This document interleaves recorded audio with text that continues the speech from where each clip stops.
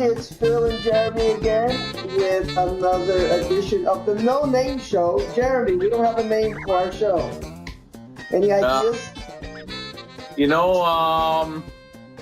Maybe it's not just black. It's not just black and white, but it's not just black and white movie debate hour. Could be.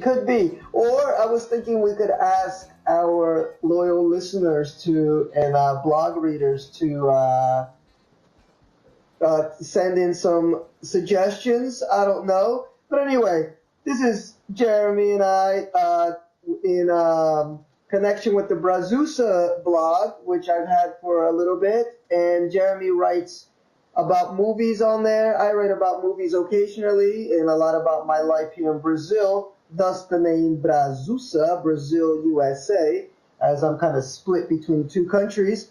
And tonight we are going to... Oh, wait a second, Jeremy, I forgot to do something very important. I forgot to thank everybody that read our last blog post and watched our video. We got a lot of clicks on the site. Our last blog post was about Predator. Yep. And I thought it came out really well, and we got a lot of clicks on there. So make sure you check that out, and make sure that you subscribe and that you like our YouTube page and the blog so that you know when new stuff comes out. We're going to try to do at least 2 of these a month, but hopefully more, as I think we're having a great time. So tonight Jeremy's going to kind of take over because we're going to talk about one of the most iconic horror franchises in history. Yes. The fourth Yes. grossing, is it, you said? What is that? Is it the fourth highest grossing of all time? Fourth highest grossing horror franchise with $366 million in the bank. Pretty astonishing, not just that it's for a horror franchise, but it's for a slasher franchise. The slasher movie, maybe the birth of it started with Psycho going back into the 60s, but if you look at how it took off in the 70s and going forward, it had a certain grindhouse feel. But when you think about $366 million for this type of subgenre in the horror movie department, I think it's pretty astonishing. All right, the suspense is killing me. What's the franchise? Talking about... Michael Myers, Sam Loomis, the 40-year-old franchise that started in 1978. Most of you guys listening to this are going to know Halloween came out in 78. John Carpenter, Deborah Hill at the time, along with Mustafa Akkad as producer, came up with this whole idea, got the script done in 10 days, found Jamie Lee Curtis, or actually Jamie Lee Curtis probably found them, considering her parents were, Tony Curtis from Some Like It Hot, Spartacus, and then, of course, Janet Leigh, who, like her daughter, was somewhat of a protagonist for Norman Bates. A similar contrast to Michael Myers. So 40 years ago, this is when these movies started. There's 10 of them total. And Phil, maybe we're talking, this coming month, third week roughly for most countries, you're going to have the 11th movie with Jamie Lee returning. And I hear it's getting some pretty good reviews, so I'm excited to watch it. Definitely excited to watch it. And so you guys know, I have actually never seen a Halloween movie all the way through. I've seen parts of them. I've watched, I think, the last 15 to 20 minutes of the original Halloween when I was a teenager. I'm pretty sure I saw Halloween H2O when it came out at some sleepover party. And I think that's the extent of my Halloween knowledge. Really is. So with that, what's going to make this interesting is I would call myself a fanboy of the franchise, somebody who grew up with it. I started watching these movies as a young kid. Even in a turbulent childhood, they were comfort for me. Phil is kind of coming in late in the game. I'm not going to call you to jump on the bandwagon, my friend. I'm just going to say you're looking at it objectively. I think how these movies look as horror movies and how these movies look overall as movies, cinema. So you're going to have a little bit of contrast, I think, between both of us on these. Yes. For me, it was a binge watch for about a week and a half. At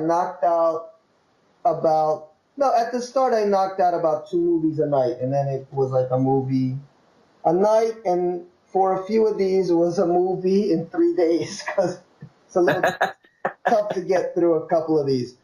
And what's your, and by the way, for those that haven't caught on, we are ranking these movies starting from number 10 all the way to number 1, what we thought or what we think are the best of the entire franchise.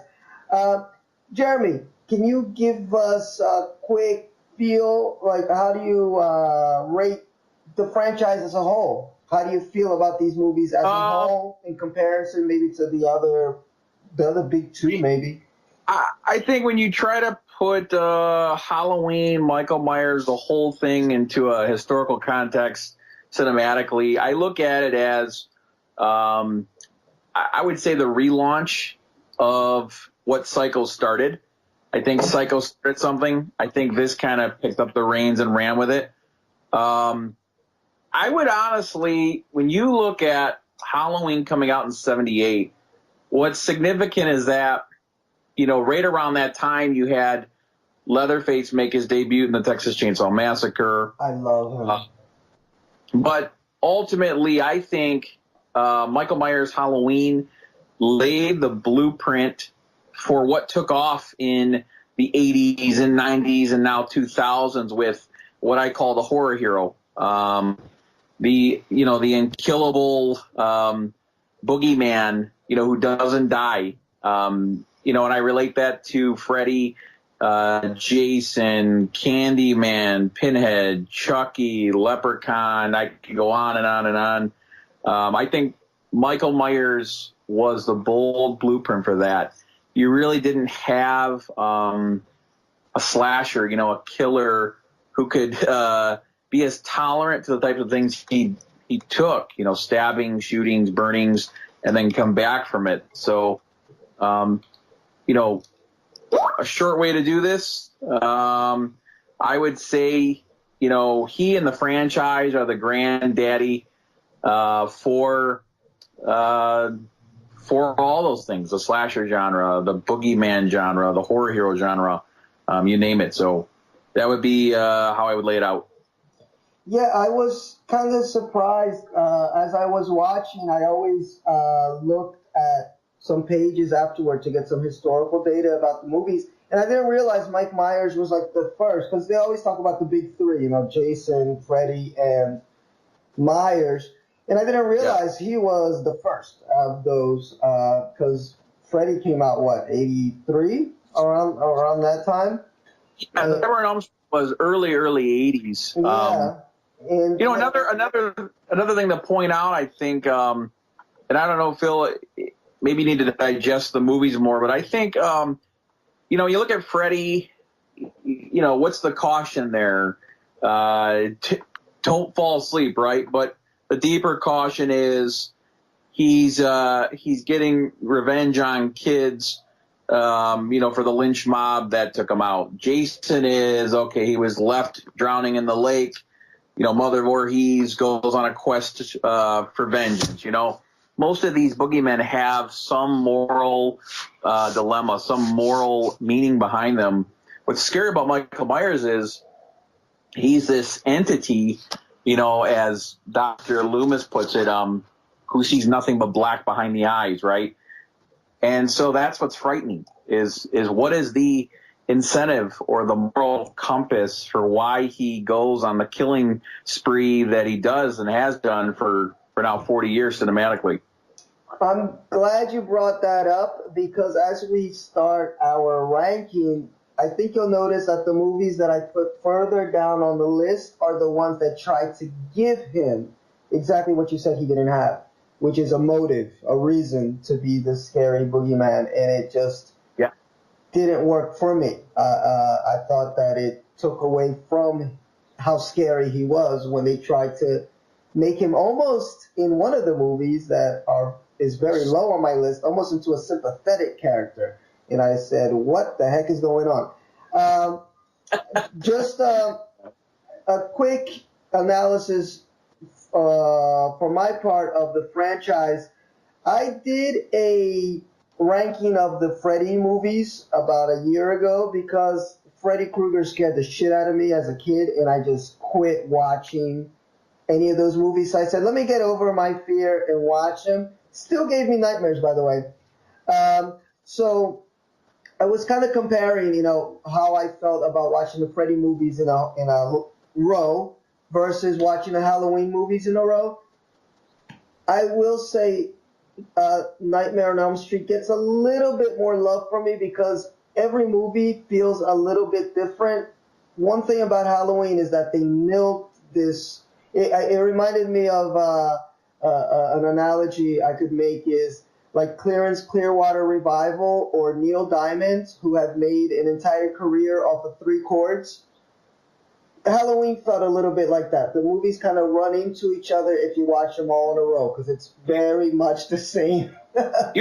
You tied up a really crucial point, is that when you look at these 10 movies, I mean, essentially they're divided by what was the start of a reboot, what was a remake, what was a sequel, right? Those are kind of the 3 columns. Yeah. But you look at Halloween 1 and 2, it's one big movie, right? Yes. Halloween 4, 5, and 6 it's like a trilogy. It's a trilogy, but 4 and 5 in themselves are one big movie. Yes. The 2 Rob Zombie movies, that's in essence one big movie. So they went for something different. The Nightmare on Elm Street movies, good point you touched on is I think each movie had a different tone, a different way it was delving into what it wanted to do. So when you look at Nightmare on Elm Street 1, that had an indie feel. That was Wes Craven's make or break into big fame. It was atmospheric. It was a little quieter, little darker, and then 2 had, I think, a lot of sexual politics going on with it. If you read the story behind it, it's the gay movie. Yeah. I mean, three to me, and then you got 3, right, which was going for the fantastical, right? The imagination. Which I love 3, by the way. 3 and 1 are always teeter-totter for me, which is the best in the franchise. But, not to go too long into that line of movies, but I think it's just 2 different directions each franchise went. Yes, definitely. No, I'm not saying that as a bad critique. I'm just saying if you're gonna binge watch Halloween like I did, it can get tedious around the middle because of the fact that the tone is very much the same and it's basically, the same story repeating itself with some added elements, like you said, in that middle trilogy, 4, 5, and 6. But it got a little bit tough towards the middle, but I did enjoy some of those middle films regardless. But anyway, without further ado, you take it away, Jeremy. Let's start our ranking of these movies. Yeah, so I mean, 10 movies. We're going to start with 10, count it down to 1. Me and Phil make it a point, not to really share what our rankings are beforehand, so we can bring in some authentic smirkiness, is what I like to call it. A little bit of friendly, bumps on the shoulder here. So we'll start with number 10. Phil, do you wanna reveal, and then we'll rotate from there? All right, I'll begin with number 10. And for me, number 10 was Halloween 6, The Curse of Michael Myers. The Curse of Michael Myers. I ranked these movies a lot. Like I said, some of them ran into each other for me after I was done watching them. So the way that I kept track of a few of these in my mind is how many times I fell asleep or I just stopped and had to start again the next day.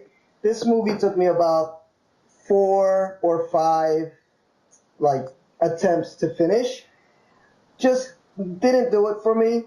Back to that first point that you made, where Mike Myers is this creature just from hell. He's this unstoppable force that doesn't need that much of a backstory to explain why he's this unstoppable force. And the fact that this movie tried to give him that, there was that very gothic, the secret cult that was, it was so convoluted. There was a guy with the shadow, the black hat on. The acting I thought was atrocious. Was it Paul Rudd that played Tommy Doyle?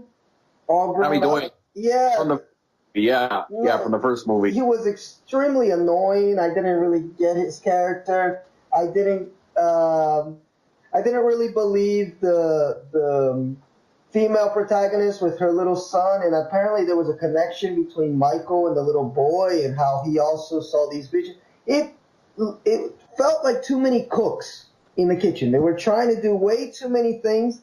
I don't know if they were trying to go off of some of the goth feel in the backstory feel that Nightmare had brought into their franchise. Maybe it was a competitive thing. I'm sure there was a lot of competition between these the big 3 franchises. But for me, I could never sit through this movie again. That's my number 10. This is going to be an interesting debate. So for all you people listening that are saying, Phil, what have you done to Halloween, The Curse of Michael Myers, smearing it like that? Don't worry, I will redeem it for you a little later in this countdown. My number 10, and probably a lot of you guys like me that grew up with these movies are going to be saying hurrah, would be Halloween Resurrection. I said it from the start, I am critiquing these and ranking them more as a fanboy than a critic.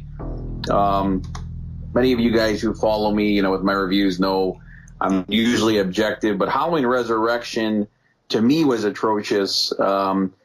It had a little bit too much of an urban feel. I think anytime you put a singer stamping his mark on a movie, it did. So Busta Rhymes has forever dated that movie to the early 2000s. It'll never escape the early 2000s, and it's painful for me to say, for as gifted as Prince was, 1989's Batman is just as dated. It's a great movie. It's got some legendary feel, but again, dated by that whole Prince soundtrack. But this movie, just starting off, Jamie Lee Curtis looked like she was doing the movie as a contractual obligation. They apparently kill Laurie Strode off, but wait a minute, here we are coming up in October, she's back. So that was a turnoff.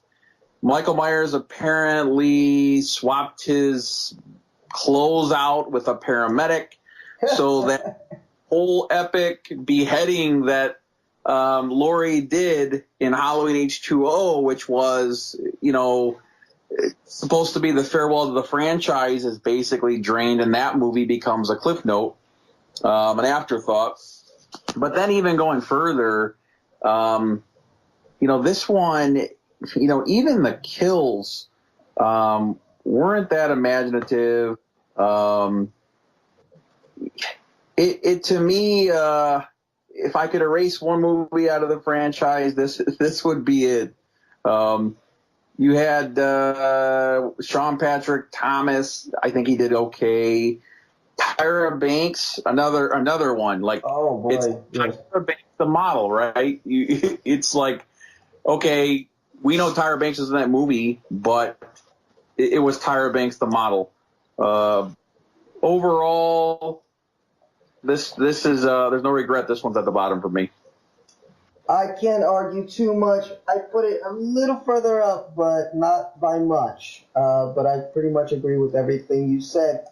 For me, it was just the lack of direction of Halloween 6 which got me. I liked some of the concepts that they were trying to bring into the franchise, but you know, it's that old saying, too many cooks in the kitchen, and it just seemed like it wanted to be about 3 or 4 different movies, and it ended up being none of those.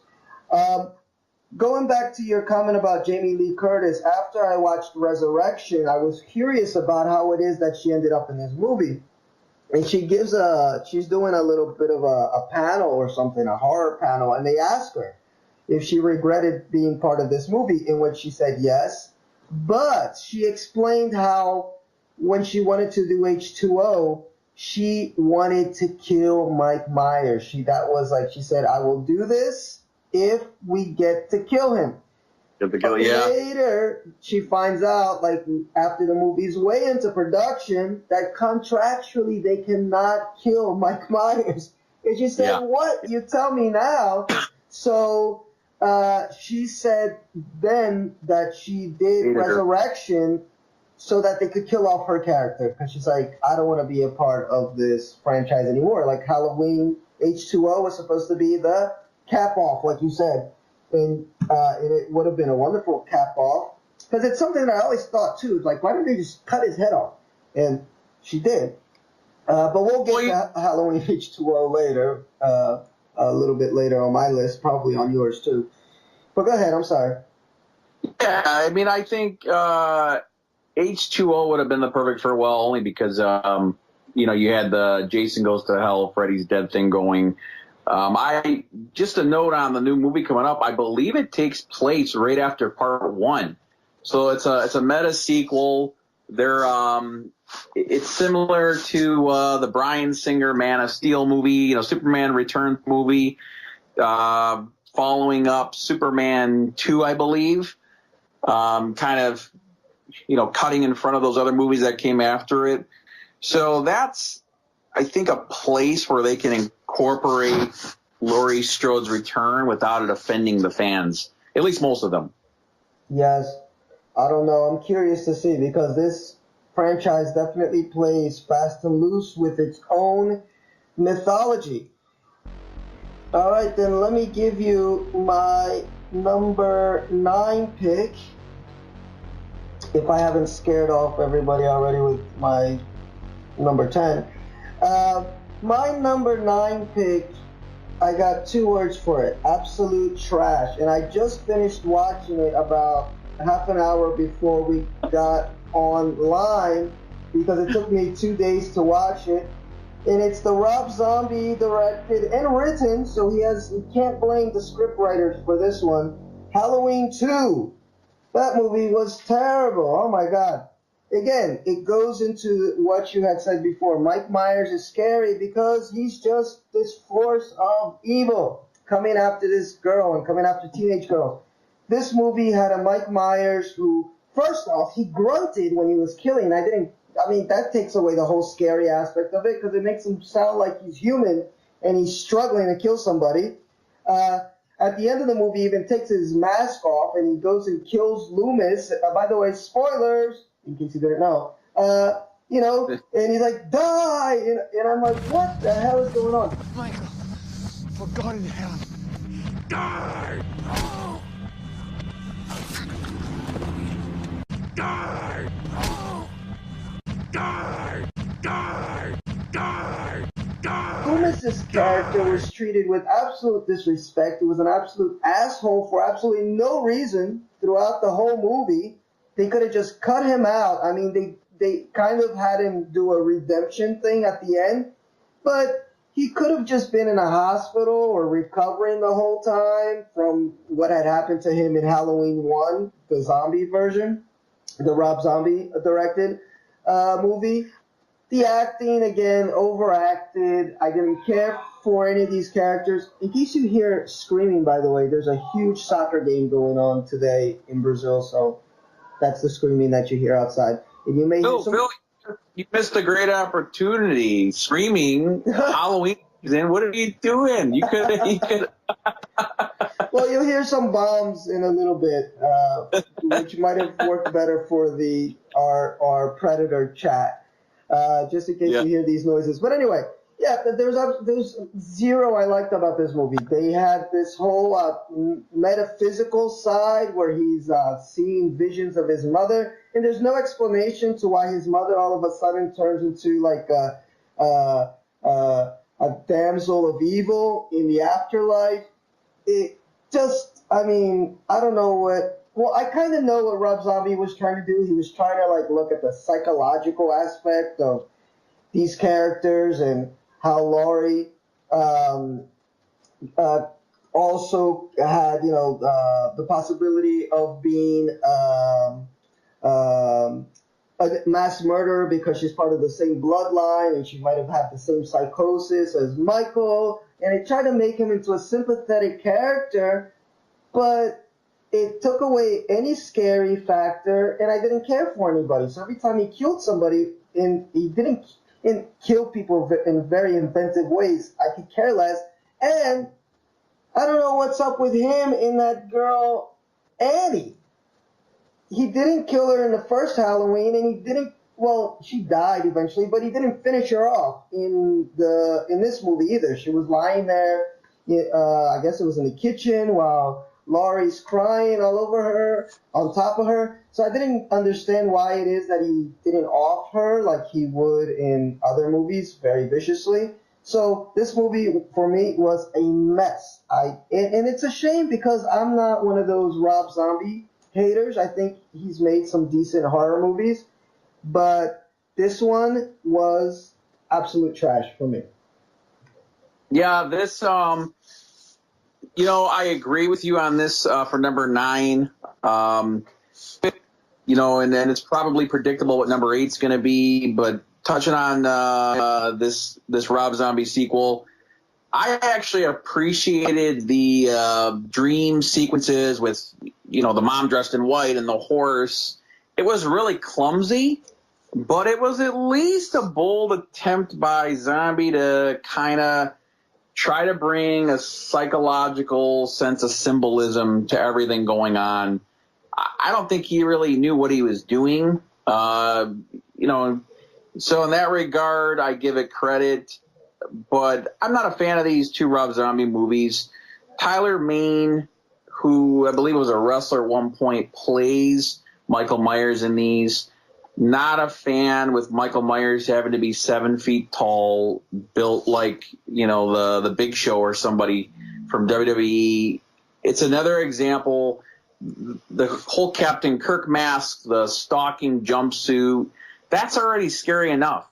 Yeah. You don't need the guy 7 feet tall where he can choke slam you, They did that with Jason and Freddy vs. Jason. I wasn't too big of a fan of that either.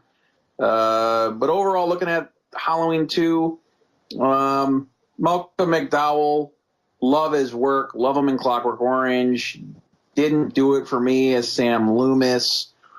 Rob Zombie's wife played Michael Myers' mom. Maybe it's me, Phil. I see a little bit of self-indulgence on how he uses her in both these movies. The same way he used her in all his other movies, Devil's Reject and 2 or 3 others. I'm not a total Rob Zombie hater. I just think when you're watching a Rob Zombie movie, there's a certain trailery feel to him, and he doesn't know how to escape it to, I think, hone in on what's essential for what he's trying to tell. So that one I agree with you on. Yeah, and by the way, what number did you rank that?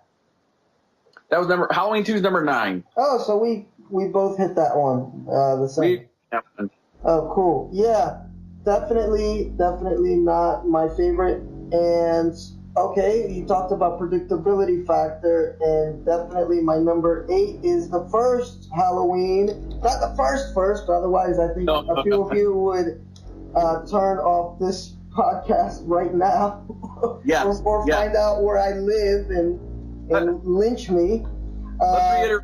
But Halloween 2007 is what we're referring to. 2007. yes, the Rob Zombie Halloween, which again, I think I had seen part of this movie at somebody's house and I thought I liked it, but maybe I was either really drunk or had smoked something, because as I'm watching it, I said this movie kind of sucks. Not as bad as 2.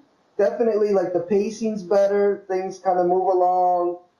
He tries to keep Mike closer to, what you would expect Mike Myers to be.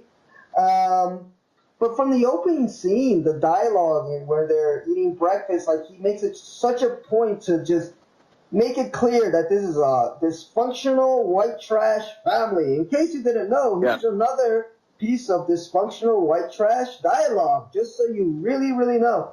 And, well, he didn't write the script, so I can't blame him for that. So whoever the script writers were atrocious. But the movie's pretty soulless. I'm watching these girls when they're having their conversation. And, of course, I mean, I just watched the original maybe, 5 days before, 6 days before. So it's impossible not to compare a little bit of the original 3 girls versus these 3 girls and how natural the conversation is between the original girls, even if there was a little bit of overacting on their part. But these conversations, I'm like, what are they talking about? Like, who cares? I kind of dug the backstory a little bit, where, him as a little boy and his evolution in the mental ward. I thought that was a cool touch. It might have gone on a little further than it needed to. But the movie was just kind of soulless. It was just this. I didn't care about anybody that died.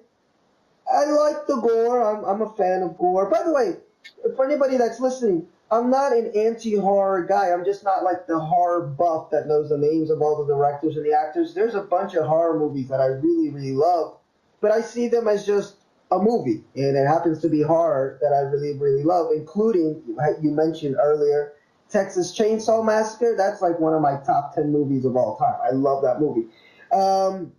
So I dig when I see a little bit of gore, a little bit of violence, but it didn't have any setup. So if you don't have a setup, then the gore and the violence becomes kind of just senseless. Comparing to a classic like Texas Chainsaw Massacre, where you have a good almost, 45 minutes or more of movie before you even get to the part where you're like, oh shit, this is really disgusting and scary at the same time.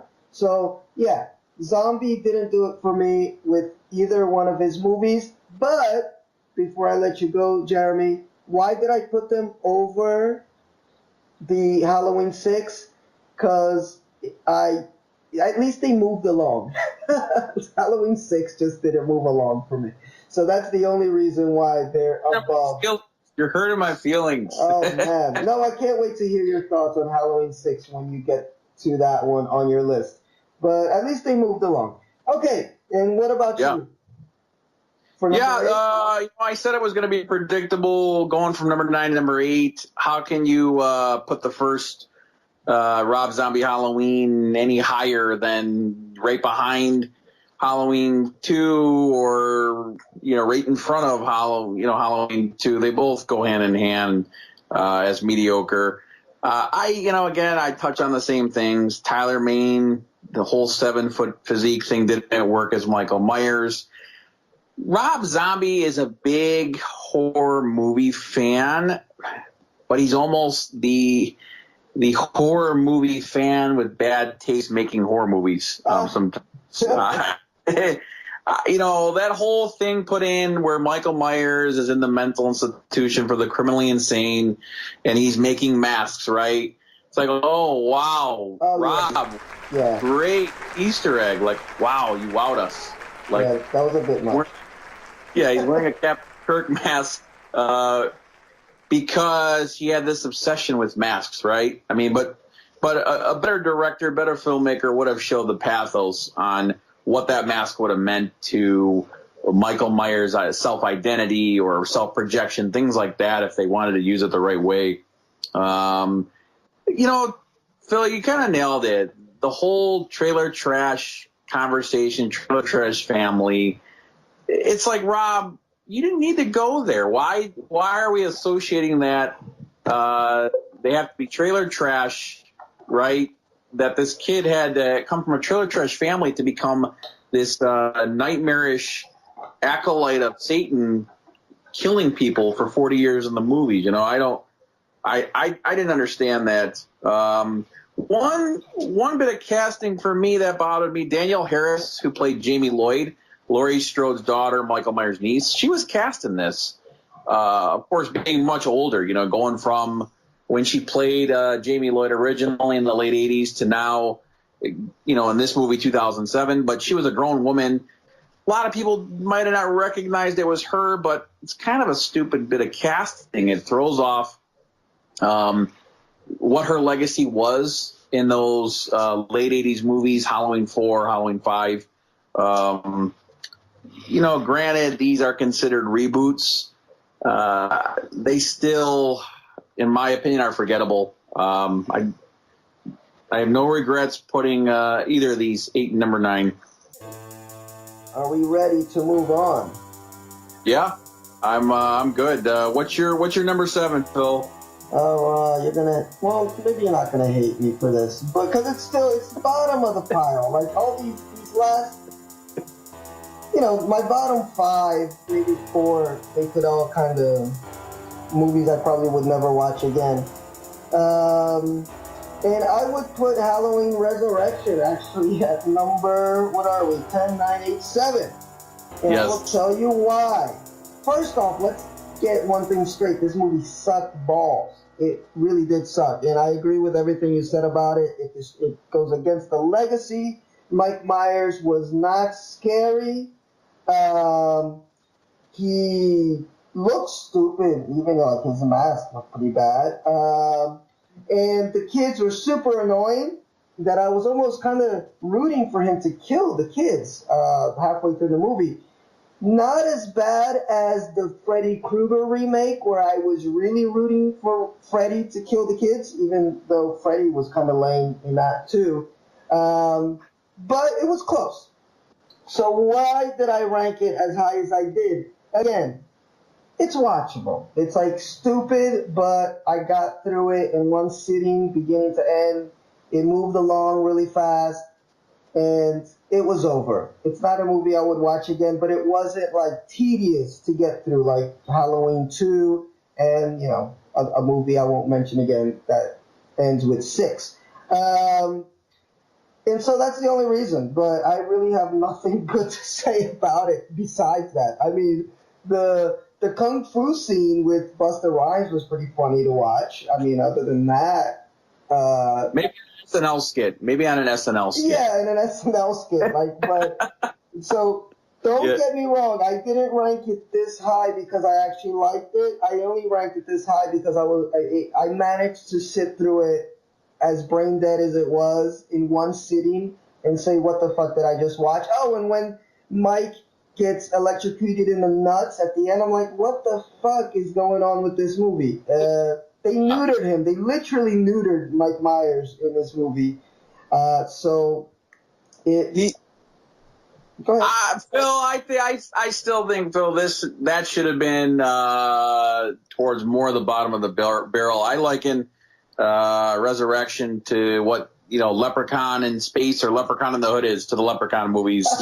You know, they're all crap in my opinion, but it's so bad at times it bordered on self-parody, which I don't think was the intent. So No, it wasn't. Although I did like one concept in it, but they just weren't able to execute it, which was the idea that it was being broadcast live. Like they had this whole, you know, they had the people that acted as the audience watching things go down, but it was so badly executed and so unrealistic. Like, people wouldn't know that these kids are really being killed, and the police wouldn't react to a 911 call. Like, that was so unrealistic. Certain parts of the movie I thought were going somewhere cool, where they would find clues in the house about Mike, but then you find out that, you know, he was planted there by the production crew of the people that put him in the Myers house. So there were parts of it that I thought, oh, it's such a cool concept, but look, you just ruined it by making it, like, just bad. I mean, what's another word for it? And the kids didn't really seem that scared by Mike, too, which kind of took away from the fact that he's supposed to be scary. Like, the kids were fighting him. And, I mean, he killed a bunch of them in the end, but weird movie. Yeah, it's missing what I call a horror movie terminology for the slasher genre, the survivor girl. There was no survivor girl. I did like, you picked up a good point. We're now in the prime of social media reality shows, right? This was kind of the precursor, right? That whole, staging something live so people can watch it. That was somewhat of a leap forward when this movie came out in 2002. So yes, and I get a sense that because H2O was such a box office success, and it had LL Cool J in it, and that, so it definitely had like a pop feel to it, that Resurrection was trying to be the mainstream Halloween movie. And because of that, I think that's where it fails. Because it had some cool ideas in it, but it became it almost in the same way of Freddy versus Jason, just that Freddy versus Jason works for some reason. It had everything in it to not work because it was ultra pop. It had the girl from Destiny's Child, and it was so ridiculous as a movie, as a concept, but it felt more tongue-in-cheek, like the writers were in on the joke, whereas this movie took itself kind of seriously, like, we're going to launch Mike Myers now to that pop level of Freddy and Jason with this movie. And it's like, no, he's already like a classic character. You don't need to do that with him. So, terrible movie. But again, I sat through it. Yeah, Freddy vs. Jason didn't deviate too much to what the legacy and myths were for these two horror icons, right? They threw some pop culture stuff in there. Some of the casting was a little poppy, but ultimately you got Freddy vs. Jason, right? We talked about Alien vs. Predator living up to its name, living up to its advertisement, but Halloween Resurrection deviated and distorted, I think, what the franchise trademarks were, and that's what took it out of its element, made it a fish out of water for what it wanted to be. Yeah, because Mike was always, he was always chasing after somebody specific. Yeah. And this movie was just like, get these annoying kids out of my house. He almost felt bad for the guy. He was just chilling in his basement, and then these annoying-ass kids show up. I would do the same like he did. It reminded me of like that movie, Don't Breathe, a bunch of nut-ass kids show up at my house. I gotta do what I gotta do. Go ahead. Before I give my number 7, I want to reiterate, I'm grading, ranking these 10 movies as more a fan than objectively as a critic. In my opinion, I would have liked to just call this whole ranking we and Phil are doing as the ranking of the Michael Myers movies. With that, and I might rub some people one way. Halloween 3, Season of the Witch. It's the one movie of all 10 without Michael Myers. It is a meta sequel in some ways because it's showing on TV the Halloween movie, giving some winks that, hey, maybe it takes place in the same universe, right? But ultimately, it's a one-off. It's a standalone. It's Halloween 3 to this franchise is what Friday the 13th Part 5 is to the Jason movies. Or Jason X for how crappy that was. But Friday 5, when you look at it being a perpetrator, a regular guy wearing the Jason mask, it wasn't Jason, right? So here we are with Halloween 3. It wasn't Michael Myers. Granted, if I were to say, okay, is this a good horror movie? Is this a good movie? It's not bad. It's okay. It's dated. I think I appreciated what it was saying behind the whole invasion of the body snatchers, brainwashing, outer limits. Let's mind control children, right? Isn't that kind of a precursor metaphor for what's going on with kids now living through their devices? Yes. It had some really intelligent, very brilliant metaphor, symbolism on what it was talking about back then, but really kind of predicting what was going to happen some 20, 30 years down the line. Just being a fan of Halloween in the Michael Myers sense, just in terms of a ranking, can't put this any higher. Tom Atkins played the doctor. Dr. Chalice did really good. Dan O'Hurley, he played Colonel Cochran, I believe, the antagonist, the guy pulling the strings. I thought all the acting was pretty solid. But overall, this one just doesn't do it for me. Because where's the shape? No shape. Doesn't work. By the way, for those that don't know, where did Mike Myers get that nickname, The Shape? When you look at the mask, obviously the mask is modeled after Captain Kirk, Star Trek. Yeah, so ultimately that kind of ties into how the shape took on as its own name. Not a lot of people really know what the shape would be if they hadn't watched these movies. But if you are a fan of these movies, it is important. But did they actually use that term? Because I got confused when I was reading a little bit about the movie afterwards when they were mentioning the shape. And I said, what? And then, obviously I kind of caught on that they were talking about Mike Myers, but do they use that term at all in the movies? They use it, in some of the billings, for some of these movies, they use it in the billing. Oh, okay.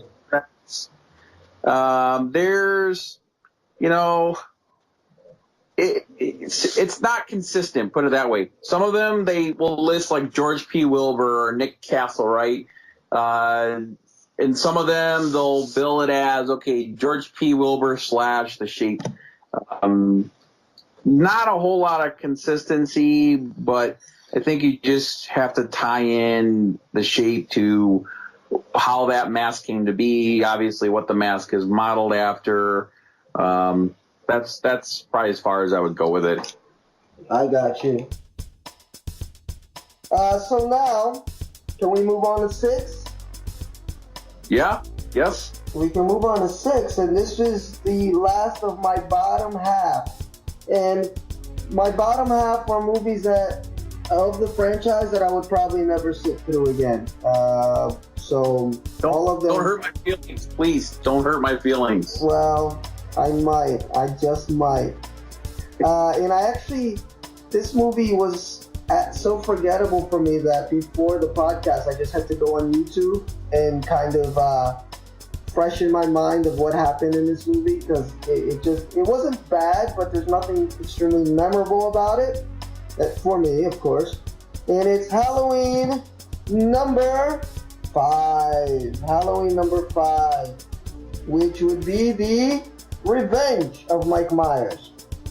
Now I'll tell Yes. you why I didn't like it. It follows the story from number 4, which I liked a little bit more, but it doesn't. What's the word now? Consolidate that story at the end of 4, which you and I obviously ranked it a little bit higher. We'll talk about number 4, but at the end of 4, I don't know, spoiler, we get this idea that it's his niece, right? She has the Michael Myers gene, whatever it is, and then they just kind of drop that and added in a bunch of characters I could care less about. Some girl named Tina. Is that her name? Tina, yeah. Yeah. She was the of Jamie's caretaker, Rachel, I think it was. Yes, and Jamie was the little girl, and Tina was the one taking care of her, and they shifted all the attention away from the better actress, which would be the. Go ahead. Which would be Ellie, the girl that played Ellie. The girl that played Rachel, which is Ellie Cornell. Which I really liked her. I really liked her in Halloween 4. So they changed the focus to, again, these kids that I didn't really care much for, that, their dialogue was just so, like, blah. Like, who cares? And one of the essential parts of having a great horror movie, these sorts, especially these slasher, kill off the teenagers ones, you got to care about the kids. I think you mentioned Nightmare on Elm Street 3. Yes. Kids make that fucking movie. They're fucking awesome. They're funny. You root for them. You want them to win. You want them to beat Freddy somehow. These kids, I could care less what happened to them. So that story, they could have followed up with the niece having some type of murderous thing, and then she couldn't talk through most of the movie, and then all of a sudden she gets her voice and she sees Tina, and she's getting these visions. So again, they're building up to something, but I don't think the writers even knew what they were building up to, including that guy in the black hat. I read up on the movie afterwards, and they said they actually didn't know what he was going to be. They just put him in there, and then they kind of sorted it out, quote unquote, sorted it out in Halloween 6.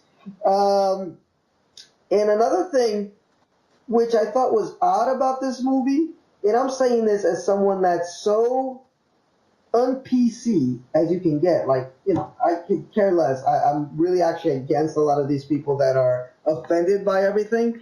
But this movie was, like, sexist to, like, the 10th, 100th power. It was so weird. Like, every line of dialogue that the men or the boys had was some disparaging thing about the girls, about her tits. Yeah, it was like overboard. And again, I get it. It's the 80s. I love those like Meatballs and Revenge of the Nerds and weird. Like I said, I'm 100% not a PC guy, but it became a distraction for me because I said, what the hell? Like all these girls are just sex toys for these men, and they have absolutely no willpower of their own, no decision-making power of their own. Weird movie. Couldn't really dig it, especially coming off the heels of 4, which I liked a little bit more. So that's why it's in my bottom 5.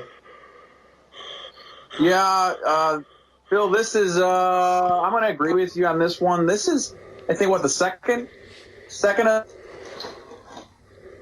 or third, but this one I agree with you on for a number of reasons. I will say as a kid, I think I love this movie. For nostalgia reasons alone, but looking at it now, there's really not much you can do to save it. One thing, we pointed out in the Predator hands that limb, right, with the hand for the driver with the thumbs up. Yes. And that kind of distorted the character of the Predator, right? It's like, okay, he's a Joker now? Yeah. There's a scene with Wendy Kaplan who plays Tina. Tina is the surrogate aunt-type figure to Jamie Lloyd, best friend to Rachel, played by Ellie Cornell. She's in the car with who she thinks is her boyfriend, and it's actually Michael Myers. I don't know if anybody would remember this. No, I remember because I just saw it, but go ahead. I think I know where you're going. And that, to me, just totally tanks this. It's probably the one scene that's most non-Michael Myers. He's not going to be sneaky or clever or humorous. He's going to kill who he wants to kill, and there is no personality, right, to this guy. So that scene right there tanks it. I will say Don Shanks, who played Michael Myers, I appreciated his work. He's a little thicker, more husky built, stronger built. Isn't quite on the level of Kane Hodder as Jason Voorhees, but I like the little touches he did. There's a scene where Michael goes back to the house he grew up in. Donald Pleasant, Sam Loomis, playing Sam Loomis, comes to obviously know he's there, and he's talking to him, trying to reason with him. Yes. There's a point where you see him do this thing with his head, like he's thinking or grasping what's being said to him. But then you find out he's playing possum. So I appreciated what Shanks did with the whole head turns. Again, hated, okay, he pulled a bait and switch on Dr. Loomis, who's closest thing in this evil mind, to being a father figure.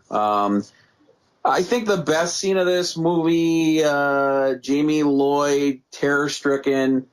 Danielle Harris looked like she was having a panic attack. She's climbing up the vent.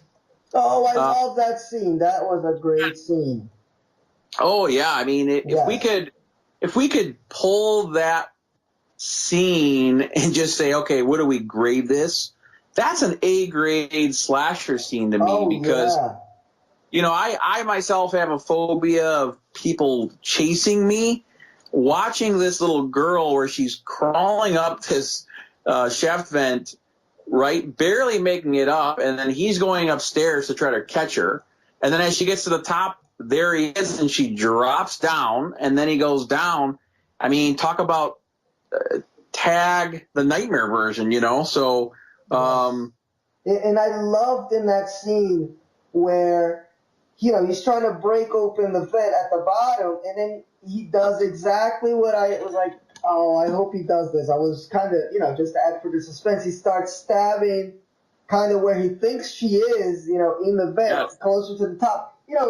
That's such a overplayed scene that you see usually with people crawling through the roof, and somebody kind of poking up at the roof. And most of the time it works in movies because it's such a scary thought to think, okay, I'm trying to escape and I don't know where these sharp objects are coming from. But, it was so cool to see it done vertically. I've never seen that before. And it was so menacing. He was so menacing in this. This, I liked. Yes.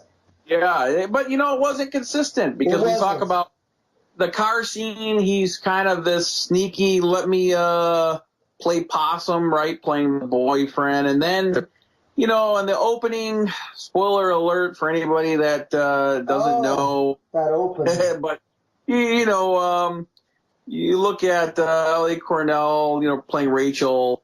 It's like, for her to go down the way she did, it's like, really? You came out of the closet? This part 5 really could have and probably should have been made right away after part 4. You can still see, though, the clumsy jump from it trying to feel like it takes place right after. Yeah. But then not taking place right after, because then it shows Michael Myers, he gets shot up, falls into that stream. The mountain guy, the hermit guy, takes a hold of him. And then, of course... ridiculous. Yeah, it was like Michael Myers put in an episode from The Fugitive. It's like, really? So he's nursed by this hermit guy, and it's like, okay, wait. So this movie, maybe back in the day, I liked it a lot more. But looking at it now, it could even probably be ranked worse, but it's still under that Mustafa Akkad middle trilogy of the franchise. So I think I'm probably being generous, and so are you in number 6. Yeah.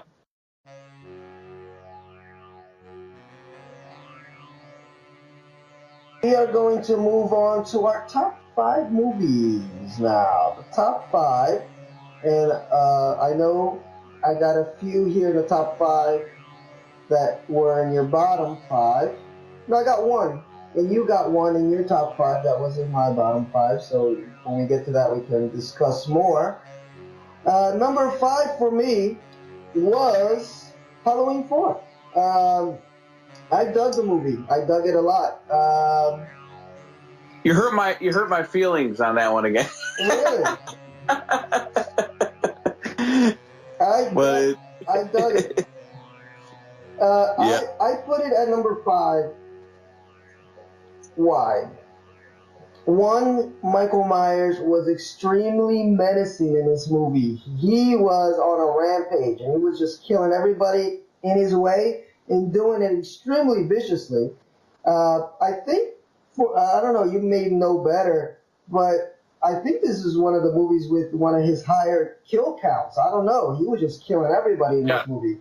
And really viciously. I loved it. Like I said, I like a little bit of gore and violence in these movies.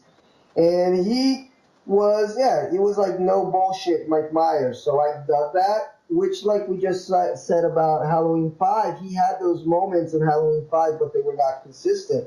And I liked this actress. By the way, we should, I'm going to mention this young girl who is, what's her name? Danielle Harris. That plays Ellie Cornell is Rachel, kind of her aunt figure. Yeah. I like her too because she's kind of another version of Laurie Strode. Yeah, she was an awesome little actress, man. Awesome little actress. She made me believe that she was kind of going through some psych problems and scared shitless at the same time. And just having this little kid. I'm not a big fan of little kids in adult movies. There's few exceptions where it really works. Otherwise, it just looks like a little kid in an adult movie just being really irritating and taking you out of the adult themes. But when she was escaping or running away from Mike and rolling down the stairs and all the stuff that she did, I thought was incredible for such a young actress. I really, really loved her in this movie. And again, I said, it comes down to, did I get through this movie? Was I bored at any moment? Not really. There were a few lulls in it. Maybe some of the acting wasn't the best out of all the characters. But I dug it. I dug Halloween 4 a lot. I think you were generous. I'm going to be even more generous. So for anybody listening to this saying, Phil, you missed some things, or I would have ranked it higher, I'll probably fill that void for you guys. But I'm going to go to my number 5. I'm actually going to point out with Halloween H2O. Halloween H2O, for me, as I stated earlier, it was supposed to be the equivalent to Freddy's Dead, the Nightmare on Elm Street movies, or what Jason Goes to Hell was to the Friday the 13th movies. In fact, they could have just called it Halloween, the Death of Michael Myers, right? I mean, you got the Return of Michael Myers, the Curse of Michael Myers, the Revenge of Michael Myers. But they went with H2O 20 years later. For nostalgic reasons alone, it's still in the top half of all 10 movies. Jamie Lee Curtis returning after some 2 decades. Michael Myers obviously making his return. But what's interesting to note is this, in ways, was a sequel, but kind of a quasi reboot as well. Chris Duran played Michael Myers. The inconsistency of smaller, faster Michael Myers from the big lurching one that we got in 4, 5, and 6 just didn't do it for me. I like Michael Myers more in the Kane Hodder model. LL Cool J, again, kind of dates the movie a little bit. Not too bad, but whenever you put pop stars in movies, it's kind of risky. Overall, I thought it was a fun movie. I think if they would have not compromised and stuck with that beheading and how important it was, this movie probably would have been ranked higher. But because of the fact that they went and did a whole slew of movies afterwards, kind of diminishes the importance of this. And looking to the month ahead with the 11th Halloween movie, again with Jamie Lee Curtis, this almost becomes an afterthought in ways. So that's where I have it on mine. I liked H2O a little bit more. It's coming up on my list, but I get exactly what you said. I can't disagree with most of what you said there. And now we are on to numero cuatro, number 4. And this one, again, you're probably going to kick me in the nuts for, and maybe fans of the character Mike Myers will kick me in the nuts for. First time watching this movie, actually I only found out about that it existed this year. I didn't know that there was a non-Michael Myers movie, but I enjoyed Halloween 3 a lot, okay? Again, no Mike Myers, but I thought the story was very cool. I'm a huge fan of the X-Files, huge fan of Twin Peaks, and it had that kind of vibe to it, just this mystery in this little town that, they went off to, and it doesn't have any wow, moments like most of the Halloween movies do, where it really, shocks the hell out of you, but I dug the story. It just, it moved along, and it's worth at least one watch. I've been saying that my bottom 5 are movies I would probably never watch again. I can't see myself putting Halloween 3 on again, I really need to watch this movie, but it was a movie I enjoyed from beginning to end. I thought, like you said, Invasion of the Body Snatchers obviously in there, some Twilight Zone. That jingle in the movie was a little annoying about, 4 days to Halloween. Yeah, that'll stick in your head for the rest of your life. And the whole romantic scene with the doctor out of nowhere with the girl he was with. They were in a hotel and she's like, oh, do you want to sleep on... No, he offered to sleep on the couch. He's like, where do you want to sleep? And he's like, do you want that? I was like, what? Where did that come from? I think it must be contractual that they got to show at least some tits and ass in at least one movie. And that was where it fitted into the script. Totally unnecessary. But cool movie, a few twists at the end. Even reminded me of a few old Star Trek, the original series episodes. Outer Limits. I dig all that stuff, so it was right up my alley. It definitely is not a Halloween movie if you're thinking Mike Myers and slasher and all the stuff that goes along with it. But it's one that for any of you hardcore Halloween fans, and I'm sure there are some of you out there who kind of don't watch that movie because it's not Mike Myers, watch it, man. It's kind of a cool movie. And you can be a completist, So I give it a 2 thumbs up, and I put it up pretty high because of that. My number 4 is actually Halloween 2, and not the Rob Zombie Halloween 2, because we've already talked about that. Oh, man. Guys, out there in the audience, remember we said that the Predator rankings, we were too nice to each other. I think me and Jeremy are going to have a virtual fist fight in a little bit. Halloween 2 is my number 4. You know, I really liked it. I mean, ranking it number 4 out of 10 means I liked it. Obviously, it's not top, but number 4 for a number of reasons. I call it Halloween 2.0. Halloween, the classic 1978, and this one kind of go together as one movie. This picks up right after where that one ended. It's got a prime Dr. Sam Loomis, played by a prime Donald Pleasance, Jamie Lee Curtis, kind of taking a next step forward into fame. It's important for a couple reasons. Can you ever listen to Mr. Sandman the same again after hearing it at the end? Yeah. Right? One trope in here, which some might point out, some might not, maybe nobody thought of it, but having a slasher stalk through the hospital, this might have been the big breakthrough of that whole design in a slasher movie, yet alone a horror movie. You see stuff like Kingdom Hospital or like The Walking Dead from a few seasons ago where it centered half of its whole season in a hospital setting, right?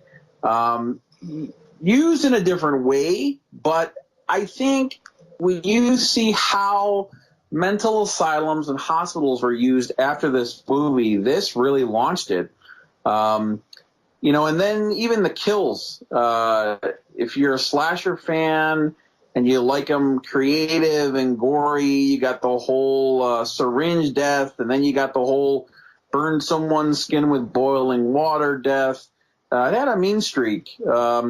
But simply because Halloween from 1978, the classic, obviously is so legendary, this is kind of an extension of it. It's obviously was released as a sequel, but you could incorporate it as one whole movie between both of them. So that's my number 4. Cool. Well, we will disagree a little bit, and you'll be when we get to that in my ranking. Number 3. Where did you put Halloween H2O again? Halloween H2O for me was my number 5. So it's too low. It's number 3. This movie was cool, man. This movie was Halloween. Well, it was cool. It had LL Cool J. What are you talking about? Of course it was. Oh, and there's a scene where LL Cool J runs up the steps and he gets shot by this white guy. And I couldn't help but laugh, just given the current, social compass of America right now, where you get a lot of black guys mistakenly shot just by showing up. So that made me giggle. And he was, I don't know what he was in this movie. He was just a useless character, but he's so likable. That's the problem with LL Cool J. You can't not like him. I think for a little while he was hosting all of the award shows because he's the most likable motherfucker on the planet. But totally useless in this movie. And but I dug the idea of moving this story forward to a new generation. I think for me it was, like I said, on AMC on Halloween or whatever, I probably watched the last 15 minutes of the original Halloween when I was very, very young. But it was just something I saw, but it didn't really mark me. I think this is the first connection I had with the character of Mike Myers as a teenager watching H2O. And it was cool to rewatch it and realize all the things I had forgotten about the movie. But why did I rank it so high? 1, Jamie Lee Curtis is a fucking badass. I love her as an actress, but I definitely loved her in this movie because she turned the tables on Mike. She was not afraid. And it didn't, we've been talking a lot about First, and I don't know. I mean, it's, well, I guess in Dream Warriors, the kids kind of turn on Freddy, but there's such a tight bond between Laurie's character, Mike's character, and she's been a victim for so long throughout these movies, the two prior movies she was in, and most of this movie too. She was totally psychotic. To see her turn the tables and say, I'm going to beat this thing that keeps dragging my life down. And going back to that little interview she was given that I said I watched, she said that was one of the reasons she wanted to make the movie. She said, isn't it cool that 20 years later, most of the original writers, producers, directors are still alive? Why don't we make this movie 20 years later? So actually, this movie was mostly her idea. It just kind of went off the rails. Obviously, Carpenter wasn't involved in it, et cetera, et cetera. But she said that she wanted to make this movie's theme to be that. It's overcoming these fears, figuring out a way to face them, get rid of them, chop their heads off, and move on with life. And it worked for me. That theme was very clear. I love that her mom, excuse me, her mom's in the movie, right? They have a cute scene together where she talks about, can I allow my maternal instinct to talk for a minute? It was very, very cute. Her name is Norma, I believe. So isn't that interesting? Norma? Oh, and in that scene, we're talking about Janet Leigh, of course. Yeah. In that scene, they do a little bit of the Psycho music when they're talking outside in the car. Cool scene. What else did I like about this movie? Oh, obviously the pacing, extremely fast-paced. Much more action-oriented, which is cool with me. I mean, I know some people don't like the action Mike Myers. I read some criticism of Halloween 4, and one of them was that he was too much of an action hero type, moving for the fast and go. But it was something different. I mean, we already saw the stalkish guy that kind of comes out of the shadow, showed a different side, but it didn't do it in a way that totally detracted from who Mike Myers was. He was scary. He was after these kids. Going back again to Halloween 4, where you have the scene where the girl was going down the chute. Halloween 5. Oh, I'm sorry, Halloween 5, sorry. There was a scene in this one that was, for me, worked just as well, where they go inside that elevator shaft with that, I guess it's like, that connects the two kitchens, and you take the food back down. I thought it worked well. I don't know. Dug this movie. And the black guy got mistakenly shot. I can't believe that. I don't disagree with you too much. I mean, again, it wasn't my upper half of all 10 of these movies. Here's how I sum it up. The thing I remember most about this movie, and some of you might laugh, it was on the Tonight Show with Jay Leno. Adam Arkin, who played Jamie Lee Curtis's love interest, played Will Brennan. Mm-hmm. The one thing about the legacy of H2O is I remember him on that show, and I remember for weeks on end, everybody thought he was George Clooney. So there was this big joke on, okay, is George Clooney Adam Arkin, or is Adam Arkin George Clooney? Wow. This movie, had a certain mainstream buzz that hindered it, I thought, in some ways. But one thing I'll point out, and it's interesting to look at, you had Josh Hartnett, you had Joseph Gordon-Levitt, and you had Michelle Williams, right, as bit players. And you look at that and say, this is probably the most legit ensemble in any of the Halloween movies. I mean, look at those three players on top of Jamie Lee Curtis, and that's a pretty solid ensemble of people who would go on to do much bigger things. It's going to be interesting how the 11th Halloween movie that comes out in October, what they do. It's going to really dictate what the legacy of H2O is.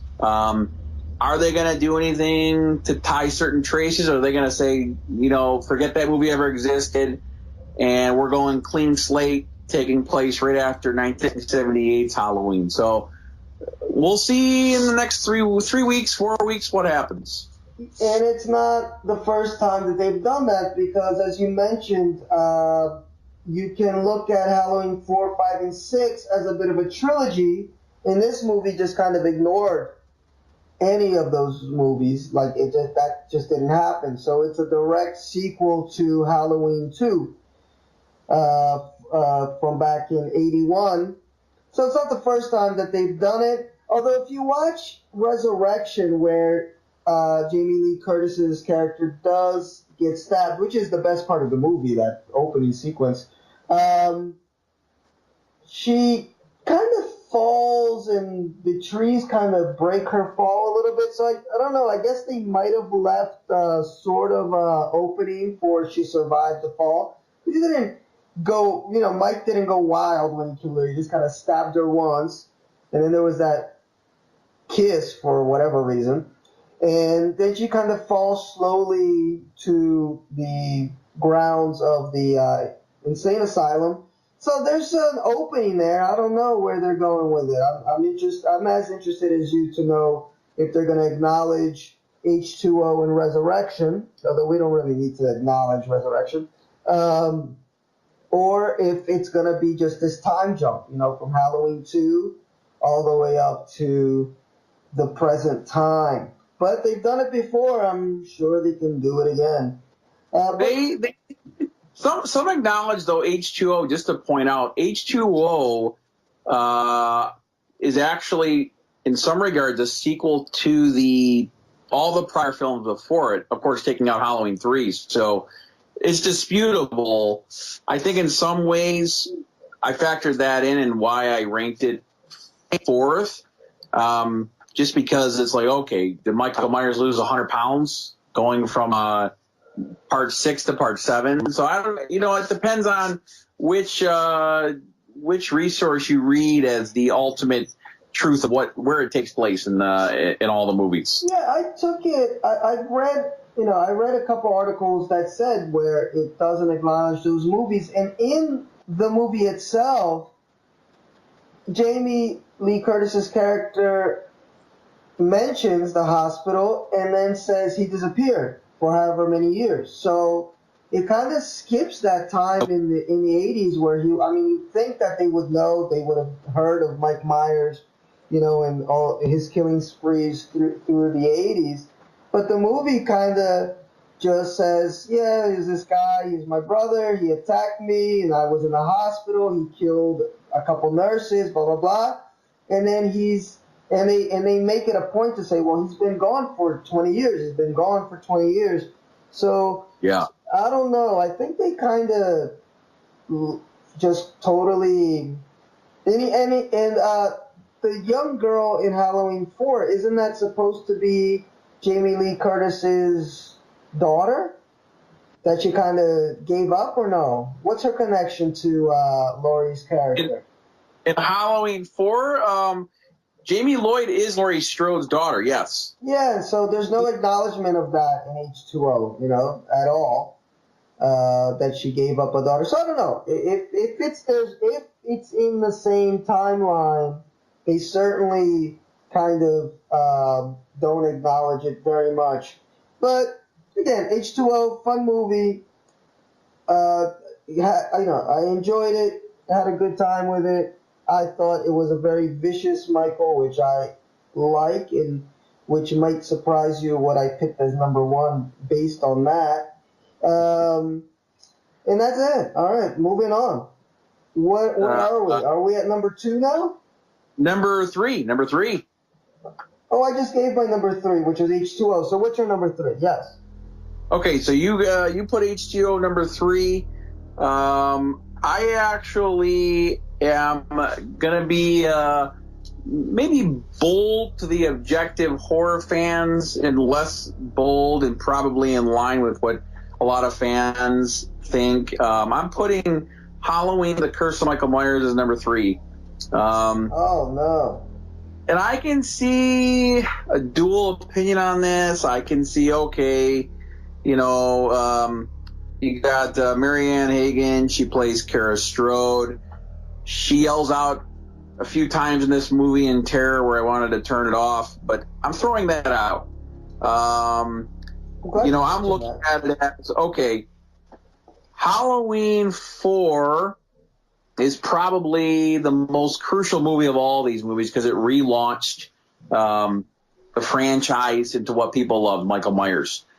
Halloween 4, Halloween 5, and Halloween the Curse of Michael Myers are this trilogy kind of in the prime of the franchise.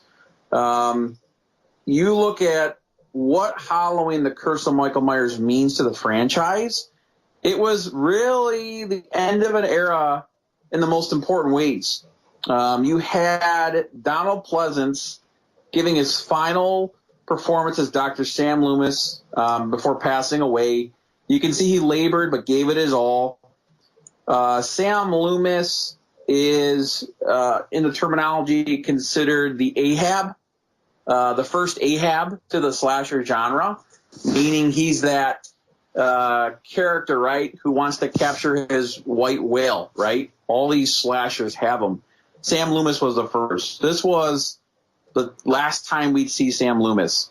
More importantly, what puts it as number 3, when you have as many unkillable slashers, right? We talked about this at the beginning of the podcast. Guys who can get shot, stabbed, burned, you name it, right? And they keep coming. It is terrifying when there's no reason, but I thought it was brilliant kind of laying out this elaborate ancient mythology on why Michael Myers isn't just your, another Jason, right? He's not another guy that just keeps coming for no reason. The Curse of the Thorn, was what they laid out. The Day of Samhain. Instead of mass genocide, one family is to be done away by someone within the family. And that really lays out the reason for why this whole franchise started. Michael Myers, why is he trying to go after Laurie Strode, right, his sister, and kill her? Without laying out a legit reason, it is scary and terrifying, mysterious. But throwing in the whole Curse of the Thorn, I think, becomes a thesis for all 10 movies. Then my third reason, it was the end of the Mustafa Akkad era. Mustafa Akkad produced with Rick Rosenthal, Deborah Hill when they started Halloween in 1978. He was really the person who said, okay, I want to bring Michael Myers back for part 4. And when Halloween, The Curse of Michael Myers came out, this was kind of his farewell as well. I believe his son, Malik Akkad, came in and helped produce the Rob Zombie movies. But when you look at all the things hinted or started in part 4 through part 5, they got concluded in part 6. So you had Dr. Terrence Wynn, the Man in Black, right? What was his reason? So in that regard, those were kind of the main reasons why I put it number 3. Another reason, this is, to me, the meanest, most brutal Michael Myers. When he slashes through that entire hospital staff, and then there's a point where he's pacing in almost like a trance, going after Paul Rudd, and Paul Rudd playing Tommy Doyle, Marianne Hagan as Kara Strode. I personally could be from a phobia. I personally have, but I was quite terrified by it. One thing to point out: there's 2 different versions of this movie because the director's. I found that. Yeah. And if you watched it, the director's cut. I can see why they went with what they went with in the theaters. The director's cut throws in this really ritualistic ceremony, which in some ways is Wicker Man fascinating, in some ways is kind of cheesy. and imposes Michael Myers to have this obedience, I guess, cult member status, which totally takes him out of his game. So hopefully I've convinced people who don't like this movie why it should be number 3, or at least hopefully you respect now why I would consider number 3. Phil, Well, I'm ready for the lashings. Go ahead. well, there's a lot of. I'm glad you mentioned that you're trying to bring people to the cult of Halloween 6, because most of the criticism that I read about it afterwards, because after I watch a movie, sometimes I like to read a critic or two to make sure I'm not totally nuts. And there were very few good things that were said about this movie. So maybe you can pull a few more people onto your team. But I'm not sure, because this movie was, like I said, all over the place. Started out cool with that opening, ceremony with the baby, and the girl was pregnant, or running away from, she hides the baby in a train station. Oh, come on! And then they don't know that there's a baby in there for a whole 24 hours. There's a lot of stuff that you kind of have to suspend your disbelief a little bit too much. The family in the movie was really annoying, like the father, how he was very aggressive towards the mother, shitting on his daughter.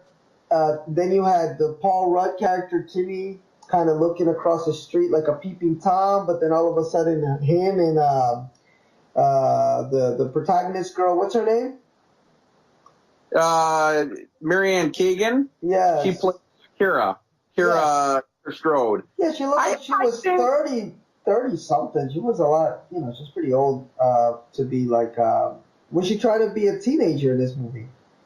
Because she looked like she was straight out of college. I think it depends on what you focus on. If you love Myers, you love Halloween and its, I guess most important form, I think you can find how important this movie is. If you look at all the plots, I think you're going to have a harder time digesting it. Yeah, that's what I had. I had a hard time digesting it. And I didn't like exactly what you thought was cool, was the fact that Mike was more like a pawn in this movie. Like, he was just like this, you find out later you can't control the guy. Like you said, he killed almost everybody in the hospital. But they tried to build this mythology of, like, Michael is the tool that we are going to use to bring about, whatever the hell they were trying to bring about. And it took a little bit away from the menacing Mike Myers, who's just on his own mission. In a way, I did appreciate their effort to do that, because one thing that you start to think about with Mike Myers, even from the first movie, when he gets shot up on the roof and gets up, is what is it about him that gave him these superpowers? Because, there's nothing to indicate that he's anything more than a psychopath, a really strong guy, but he should die if you shoot him enough. So I get that they were trying to make him into more of a supernatural character, but for me, that takes away a little bit of the scare factor for him. The idea that you just can't kill him for whatever reason it is, for me, works better than, okay, he's been endowed with some supernatural powers to keep him alive. But you see the number. There's a number of thesis parts in this movie that get wrapped up. I mean, I mentioned, defining where he draws his power from is one thing. Behind the scenes, the Mustafa Akkad part as a farewell, as producer. But then you look at, Sam Loomis. I mean, he was the one. Great. Yeah, I mean, you look at Donald Pleasance. To me, it's his most touching performance. I mean, you could see he was clearly laboring. He was ill.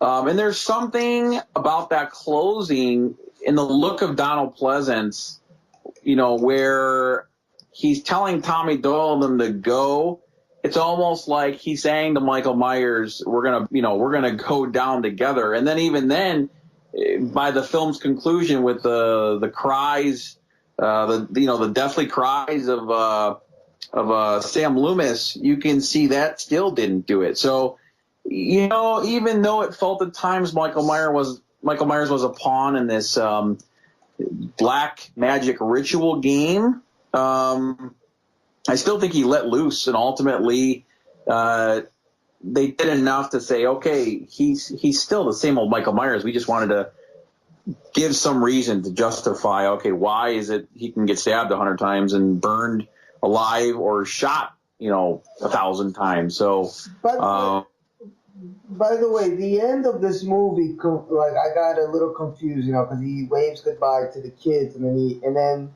just off screen, he says, "I got some business to take care of," and then off screen you hear this scream.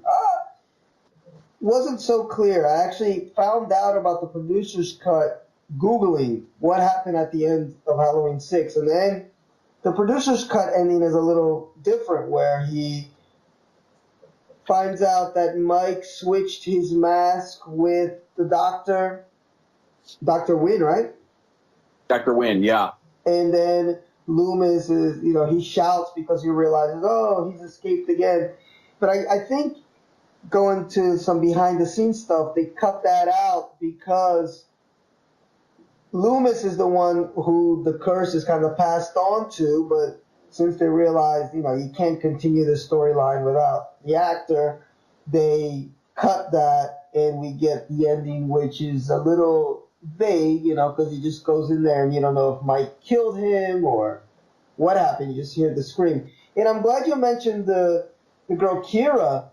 What's up with her screaming? That was horrible. And there was one scene where it was clearly not her. Her mouth doesn't open completely. You just hear this, whoa! Sounds like a man screaming.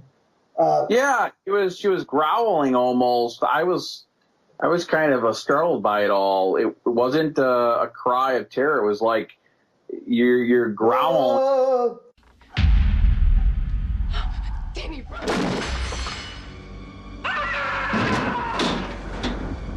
Contrast that to Nightmare on Elm Street 2, where the lead male character screams better than some of the greatest scream queens. We need you, Jesse.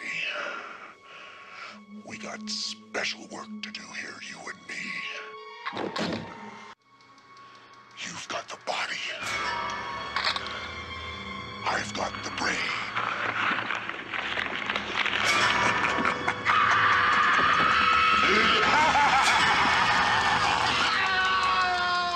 But man, Right?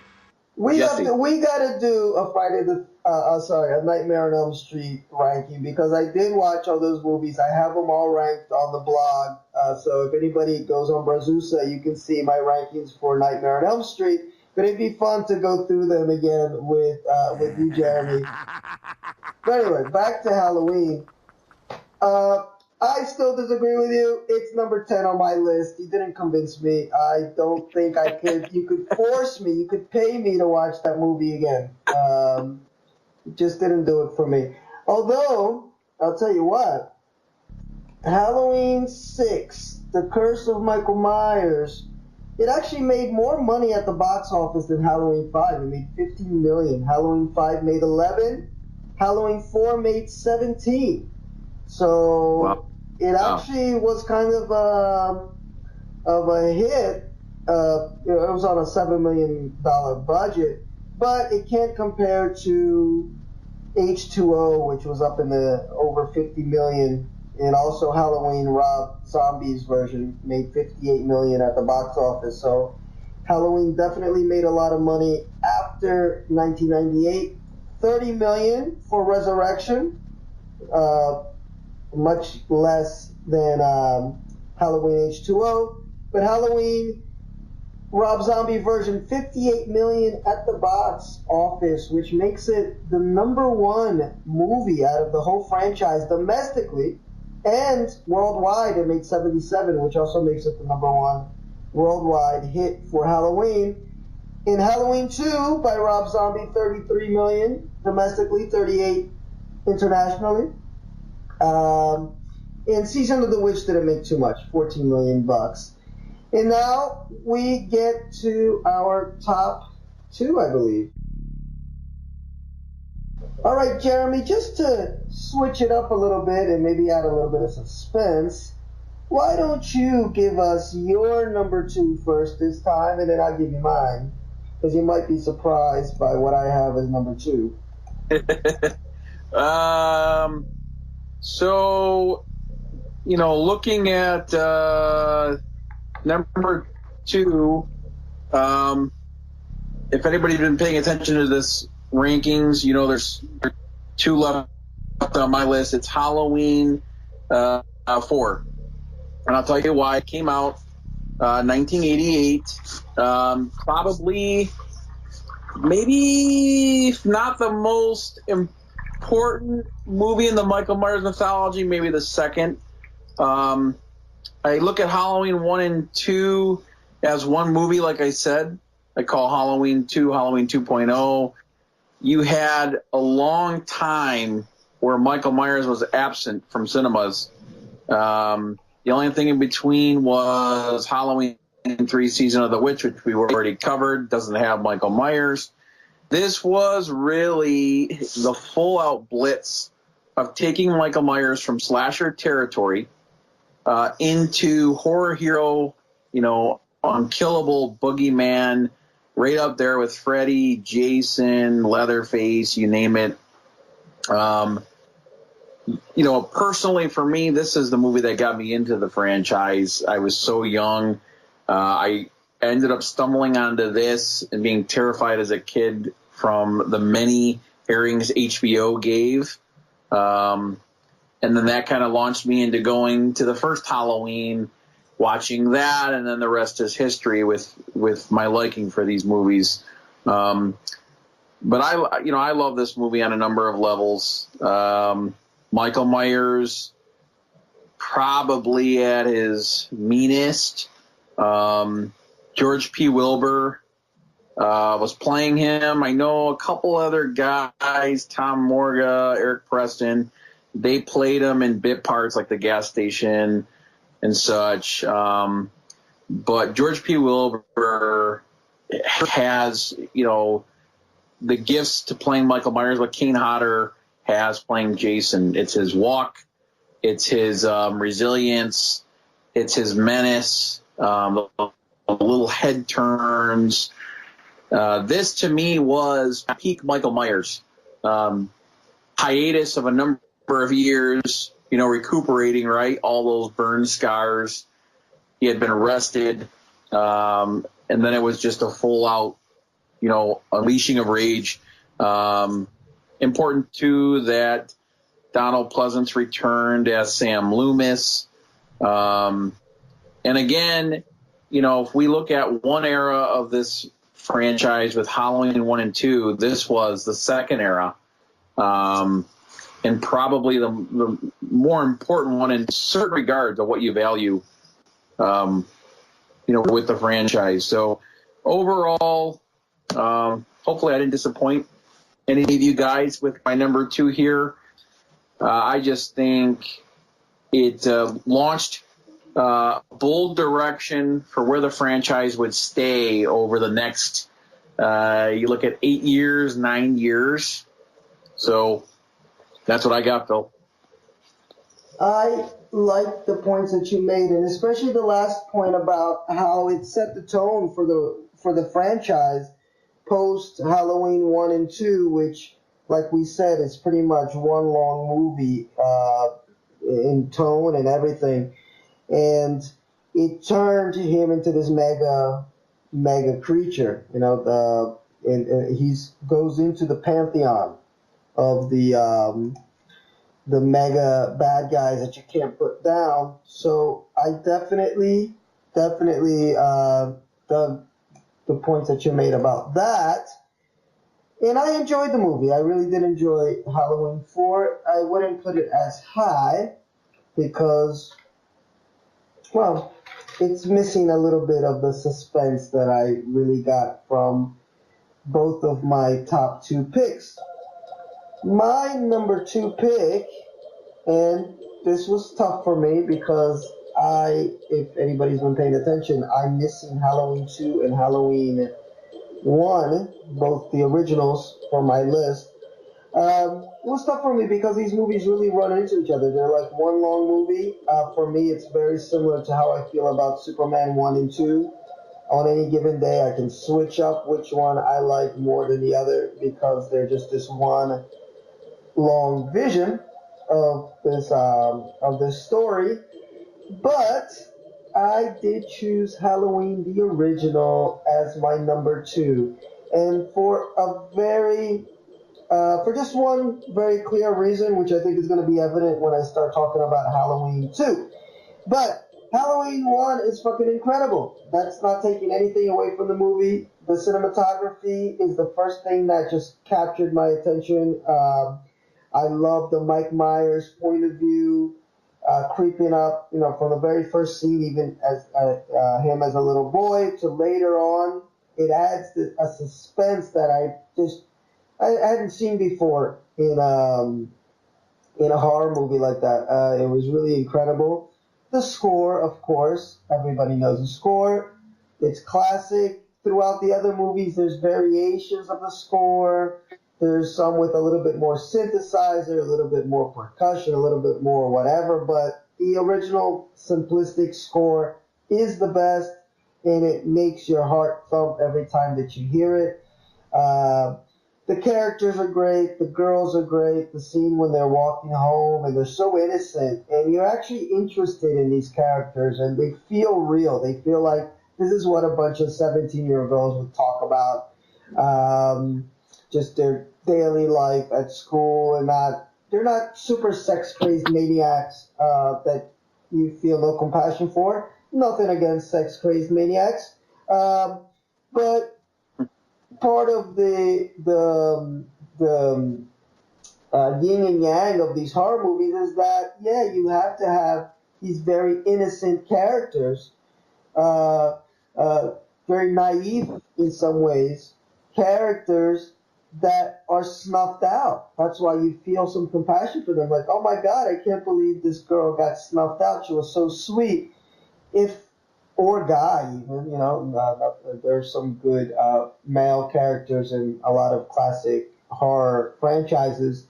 But you feel bad for that reason. But if you see that the character's already kind of a wild, crazy person, it takes a little bit away from the compassion that you feel when they do die. And sometimes, like we may agree on, Jeremy, we kind of root for them to die. I think tying Laurie Strode to Rachel Carruthers, Ellie Cornell, to even Danielle Harris's character, they were probably the most likable heroines of all these movies because, you had the virgin factor, you had the good girl factor, but they weren't weak women. They were strong, right? Yes. And, you look at that in a lot of these horror movies, like Alice, right? Alice from Nightmare on Elm Street 4. Yes. Right? Might be my favorite. Maybe right behind Nancy, right? I actually liked Alice more than Nancy, but go ahead. Yeah, but it's the same thing, kind of the virgin girl going, the good girl going, that whole image, but they were strong. And I think that kind of dictates what the better movies are among Halloween, at least most of the time. I agree. And they weren't unrealistically strong, which I think is what Rob Zombie got wrong, where he just tried to make, for him, strong is just wild, uncontrollable, and there's, and everybody, all these girls want to fuck everybody, and they want to party, and that's not necessarily strong. It's kind of cool in a way that, okay, a woman's got a sex drive. Liberating for sure. I'm all about. I'm a huge Madonna fan. Whatever. I like that aspect of feminist movement. But that doesn't necessarily mean strong. And you just put it so well as far as these three girls in Halloween, the original, and what makes them so likable.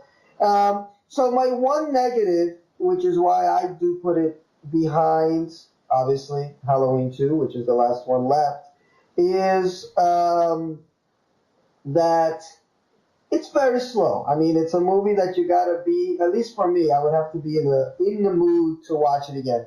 Doesn't take anything away from it. It's the same like watching The Godfather. It's a fucking classic. I love The Godfather, but I have to be in the mood to sit through 30 minutes of that wedding at the beginning. You know, but that wedding, you can't skip the wedding scene because that sets up the whole movie. It sets up the interplay with the characters, the change of, you know, from how Michael goes from that meekish guy at the start of the movie to who he becomes at the end. But again, it's a movie that, unlike The Godfather 2, which is a little bit more fast-paced, I can sit through The Godfather Part 2 much more, with much more ease than The Godfather Part 1, based on that alone. Again, not taking anything away from Halloween. It's incredible, but for me, it was a movie that I felt, if I watch it again, I got to be in the right mood. Like, okay, I'm going to watch this. Go ahead. Well, I think you got three analogies you can make here. Is, you know, you look at, okay, you said Godfather to Godfather 2. You know, you take Godfather, it was important for different reasons. It was the launch of the star system from the studio system prior, but it also had this whole slow build origin piece, right, of everybody eventually coming into their own. More importantly, it was a vehicle for Marlon Brando, but Godfather 2 was art. Then you look at a film like Alien, right? And Aliens. Alien was your creature feature done with a masterful atmospheric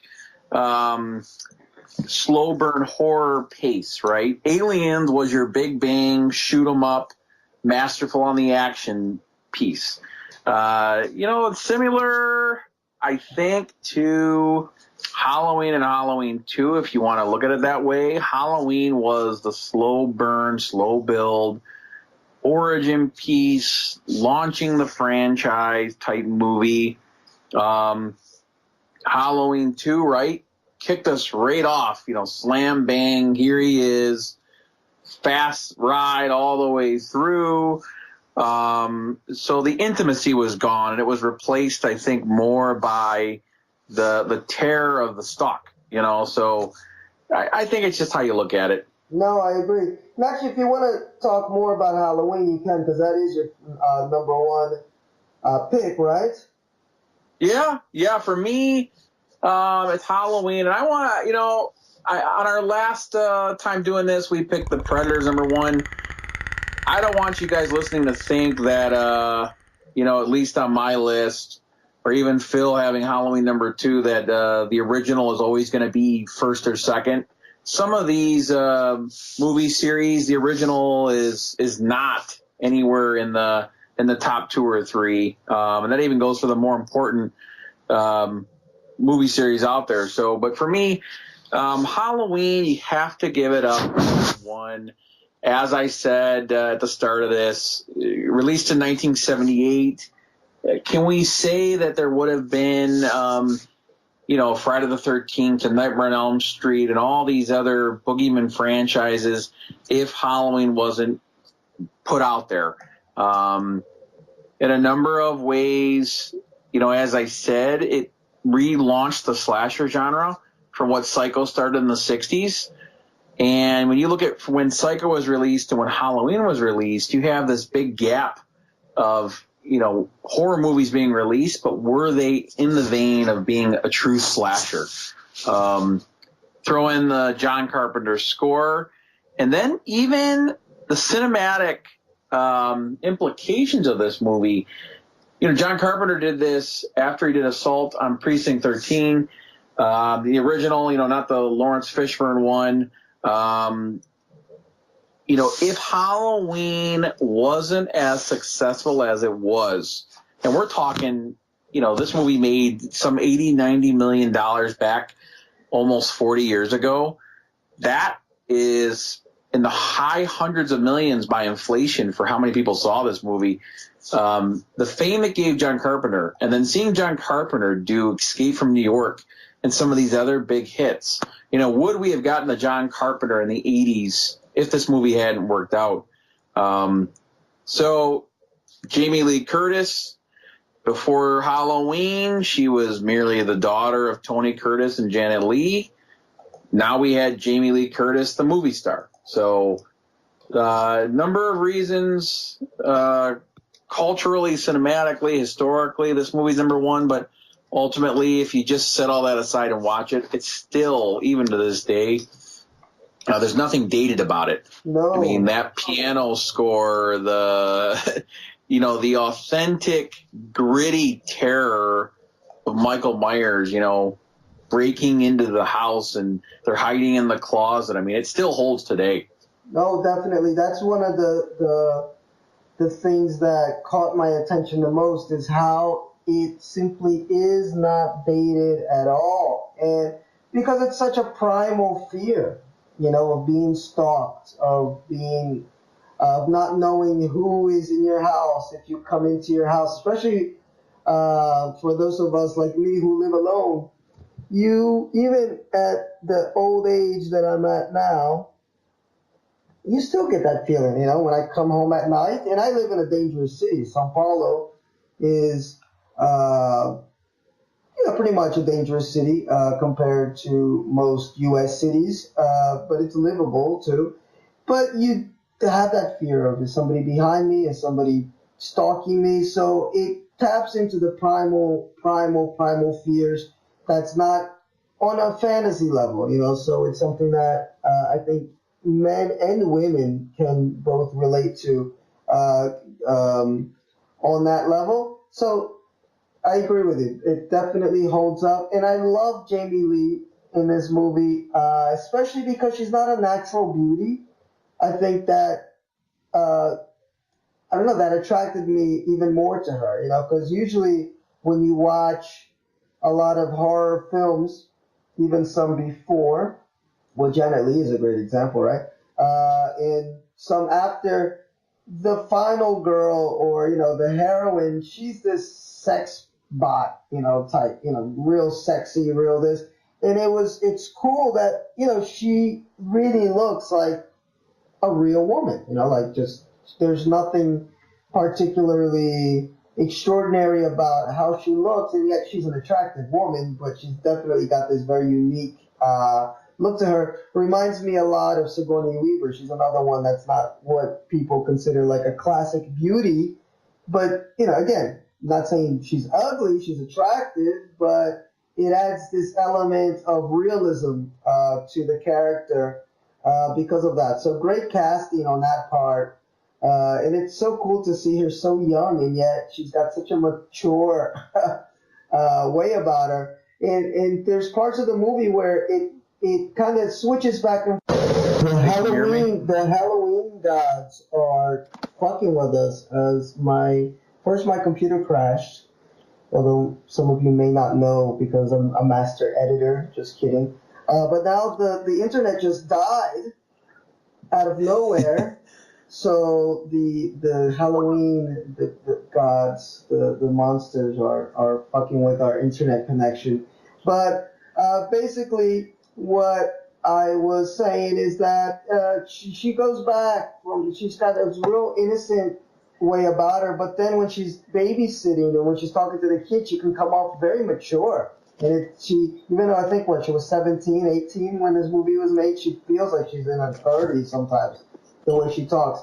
So nothing against Halloween. It's number 2, but my number 1 pick is for a lot of the reasons you said about the pacing and stuff. But I guess, Halloween 2, that's the last movie, because you just talked about Halloween as your number 1. So why did I choose Halloween 2 as my number 1 pick? Basically, exactly what you had mentioned, Jeremy. More tense, kicks you in the mouth from the gate. Boom! It's faster pacing. Michael is on cocaine, he's on super menacing. Well, I got my notes here in front of me, and I said, he seemed pissed. And he really did. You know, I mean, you get shot a bunch of times. The girl you're trying to kill gets away from you. You're mad as hell. And he's on a mission to just kill everything that's in his way in order to get to this girl. The scenes in the hospital, you mentioned that when you talked about the movie back in your ranking. Super suspenseful. Of course, I mean, although I kept having to remind myself this is a hospital in a small town because it was like a ghost hospital. I was like, where are all the nurses? Where are all the patients? But whatever, you know, suspend belief for a minute and journey through the vacant hospital. And, you know, Jamie Lee Curtis's character, Laurie, she's in bed for most of the movie, which kind of sucked in a way. You know, I would have liked to have seen more of her. But when she finally gets up, you know, she makes it worth the wait. I'm not sure I kind of dug the whole, I guess she had like a dream sequence or hallucination, which helped her remember that she was Mike Myers' sister. But, you know, that kind of felt pigeonholed in. And then when he goes into her room to knife her, she's not there anymore. So that part was a little bit like, wait, what happened? Like she was in really bad shape, but then she had a kind of a dream hallucination, and then she escapes. Okay, I accept it. I didn't like, see, I'm saying so many things I didn't like, yet it's my number one movie. But I didn't like that some of the kills were off screen, like the nurse where her blood got drained out and the kid slipping in the blood, which there's a callback to in later movies. There's a scene, actually I think it's in Resurrection, which was really stupid, where I think didn't Mike Myers slip on some blood too? Which was supposed to be a cool callback, but he's not supposed to slip. It's the other people. No. Supposed to be a victim. Yeah, which was a bad way to do a callback. What is happening? We're being haunted. Yeah, we're definitely being haunted because we were already on the call, and then I got a call from you again. I don't know if it's my parallel self. Yeah, we are parallel selves. I'm guessing we just got recorded what we just recorded.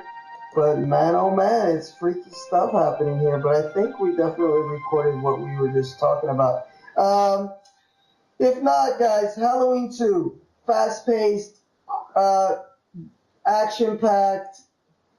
It's got the same tone as the first one. So if you like the first one, really, I doubt that you won't like the second one. You might put it a little bit lower on the list. I like where Jeremy's coming from, where he's really ranking it based on the mythology and which ones are important for the franchise as a whole to bring it forward. I looked at it just as a movie, and I said, okay, which of these movies entertained me the most? Halloween 2 definitely entertained me and had me on the edge of my bed, because I watch from bed. Throughout, and there's not much negative I can say about it. I think for those listening, it's going to come down to what's important to you. Honestly, there's fans I know that like the Jason movies most for how Jason looks in the movies. I know that sounds silly, but the same thing can apply to Michael Myers.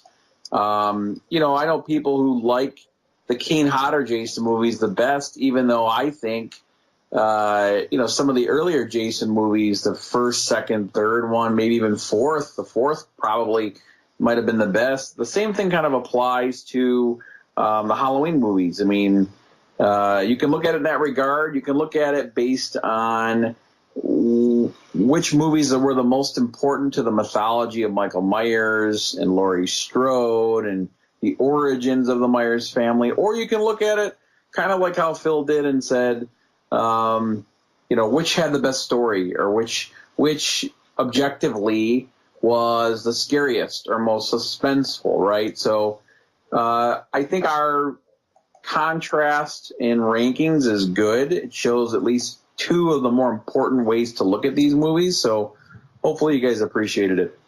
And we both agree that Rob Zombie should stay away from Halloween forever. Yes, I have no objections. No objections. Rob Zombie and, any pop stars. Pop stars. Don't put pop stars in Halloween movies. Don't put pop stars. It ages them and definitely puts a timestamp on it. And I think we can both agree that that you're crazy about Halloween 6, first off. I'm joking. Hey, guilty pleasures are allowed, right? But it's a guilty pleasure, but I did my job as a defense attorney. I hope. No, if I were on the jury, I would have my doubts. I think I would be swaying from guilty, not guilty. You made a really good defense for the movie.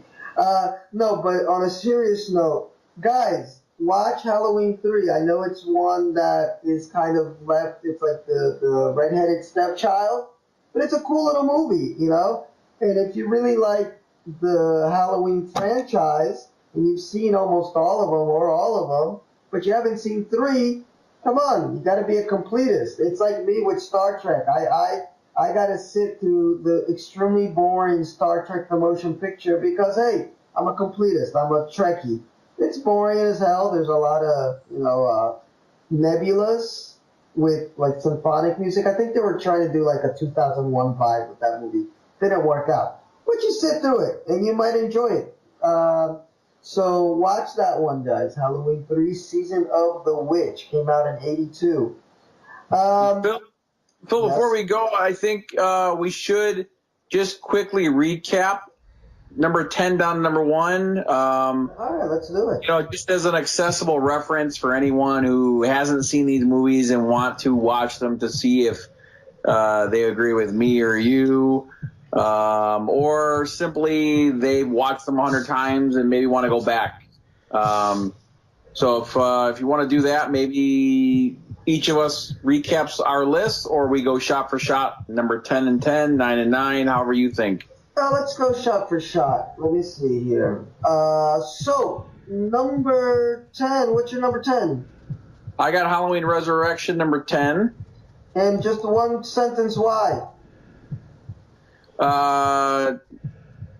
Jamie Lee Curtis supposedly dies. Okay. I got Halloween number 6, The Curse of Michael Myers, as my number 10 because I felt it was too many cooks in the kitchen and the movie was all over the place. Okay, number 9, Halloween 2, the Rob Zombie one. Reason why, too much trailer trash tone and clumsy dream sequences. And I'm with you. Number 9, Halloween 2, Rob Zombie, absolute trash. Trailer trash, to be exact. All over the place, this movie. Go ahead. We're good. Number 8, Halloween, the first Halloween Rob Zombie movie. Tyler Mane, too tall, too strong. The whole obviousness of Rob Zombie as a horror movie fan making a horror movie just didn't work. And I'm with you with this one. Number 8 for me was also Halloween Rob Zombie. Movie is pretty soulless. You don't really care for anybody. There's a lot of gore and violence, but it's not scary or suspenseful if there's not a good build-up. And how he went nuts storyline, didn't care for it. Number 7, Halloween 5, which was Halloween, I believe, The Revenge of Michael Myers. Felt like the equivalent of a DLC in a video game. Took Michael Myers out of character, tried to make him comical in certain moments. Loved the the vent scene between him and Jamie Lloyd, but that's my thoughts. Halloween number, I don't know what number it is, but number 7 on my list, Halloween Resurrection. I put this on here. It's a brain dead movie, but it's watchable. You know, it doesn't drag in any place. You get through it and you kind of take a long hot shower and try to forget that you watched it. Halloween, for number 6, I've got Halloween 3, simply because Michael Myers wasn't in it. Did like the whole Outer Limits, Invasion of the Body Snatchers, brainwash thing on the kids' angle, but simply because no Michael Myers, and some of the special effects are dated, so that's why it's number 6. Number 6 for me, I got Halloween number 5. Follows number 4, but not as good. A little bit uneven with the Mike Myers character, and so the movie gets a little bit neutered because of that. Number 5 for me, I've got H2O. A little bit too much action. Michael Myers too small. Being inconsistent from the larger Michael Myers prior. Overall, I thought this movie had a little bit too much mainstream buzz to really let it stay true despite Jamie Lee Curtis returning. Number 5 for me, I got Halloween 4. This is a much more action-oriented Mike Myers, but I kind of dug that. He was super menacing. He killed a whole lot of people viciously, and I liked the little bit of a backdrop with the backstory with his niece being capable of being a psychopath like him. Yeah. We're on number 4. I put Halloween 2. I thought it really broke ground, taking place in a hospital setting for what other movies would do, kind of like what Aliens was to Alien. Definitely high up on the list, just maybe not as high as yours. I put number 4 Halloween 3. No Mike Myers in this one, but a really cool story. If you dig Outer Limits, X-Files, Twin Peaks, you might dig this one. Yes, it's dated, especially with the special effects, but it's a cool little story. Check it out. Number 3 for me, Halloween Curse of Michael Myers. A little bit controversial to fill, maybe not for some of you out there that have been watching these movies since they came out. Important because it explained where he drew his power from. It was Donald Pleasance's last film. Mustafa Akkad gave a farewell as producer, so it had a lot of importance for being number 3 on my list. For me, number 3 was H2O, the first movie I really remember watching that got me into the whole Halloween series. Fast-paced, a lot of action, and Jamie Lee Curtis kicks absolute ass in it. She's incredible. Loved it. Number 2 for me, Halloween 4, released in 1988, was the return of Michael Myers after a long hiatus, officially launched him into Freddy Jason territory, maybe even put him ahead of Leatherface. Personally, to me, it was what got me into these movies. Loved George P. Wilbur playing the Shape. Loved both actresses playing Jamie Lloyd and her aunt. To me, it worked on a number of levels and was equally important. Cool. Number 2 for me, just to spice it up, Halloween, the original. Great cinematography, music, suspense. There's absolutely nothing that this movie does wrong, but it's slow. You got to be in the right mood to watch it, and that's why it's number 2. Number 1 for me, it's hard to say that the classic isn't the best in this line of movies. Halloween, the original, 1978. Again, picked up, I think, where Psycho left off in the slasher genre. Laid the blueprint out for the unkillable boogeyman formula that would go on through the 80s, 90s, and 2000s. Innovated, the first-person camera views and has that unforgettable John Carpenter score while launching Jamie Lee Curtis into stardom. So hard to bet against that. And for me, number 1, Halloween 2. And like Jeremy said, it's the more action-packed sequel. it kicks you right in the mouth from the start. A lot of menacing scenes. Mike Myers pissed. It had me on the edge of my seat throughout. I dug it a lot. So that wraps up our rankings. Hopefully we've given you guys some new things to think about. At least maybe, refresh your memory on some things. Made you want to go back and revisit some of these movies. Phil, anything you want to comment on? I want to say that I really enjoyed getting through the Halloween movies. I do think they run into each other a little bit, but maybe don't be crazy like me and watch them all in like a week and a half. Take a little time between them. And I think you'll really enjoy them. Mike Myers is truly menacing, and I think I got genuinely scared for a little bit, because I live by myself, and I think there was at least one night where I might have had a bad dream. I'm not lying. After so much Mike Myers for a whole week. Now, Jeremy, you know what's next. I've seen Freddy, I've seen Mike, I've never seen Jason. I've actually never sat through. Jeez. Yes. You're gonna have to start now on that, because you got nearly 10 movies, I think, 11 movies. Yeah.